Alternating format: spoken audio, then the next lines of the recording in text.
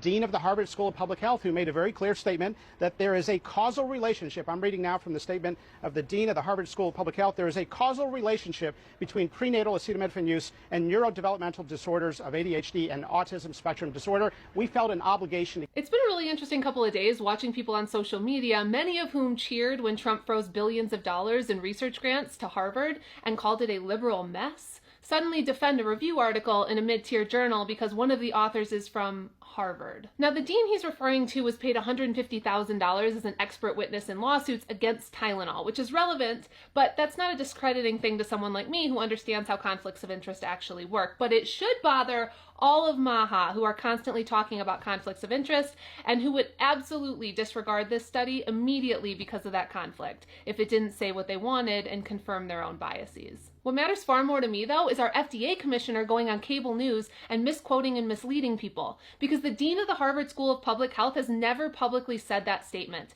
In fact, the very review paper they are using for this media blitz stated that, quote, "Our analysis demonstrated evidence consistent with an association, though observational limitations preclude definitive causation."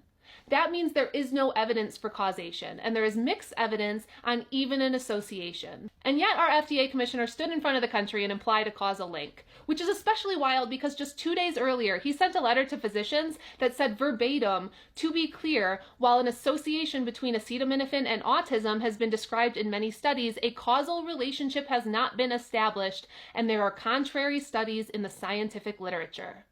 This administration is talking out both sides of their ass. They want to appear scientifically accurate to medical professionals while spinning a different story to the public that they know will confuse people and further their agenda. They didn't do this because they felt an obligation or because people have a right to know. The scientific community doesn't even know yet. There are dozens of exposures that have shown associations with autism in observational studies, many of which turn out to not have a causal link at all. What you don't do is pretend an association that could be confounded by tons of different factors is causation and create recommendations for the public based on that. But of course, Marty and the Trump administration had to meet a predetermined deadline to give the public an answer about autism by September, which is absurd and anti-scientific on its face. So they pulled a single review article published last month, treated it like some bombshell, and presented it as if they alone had uncovered the truth. All while relying on the fact that less than 30% of Americans are scientifically literate and 2/3 don't even understand the scientific method.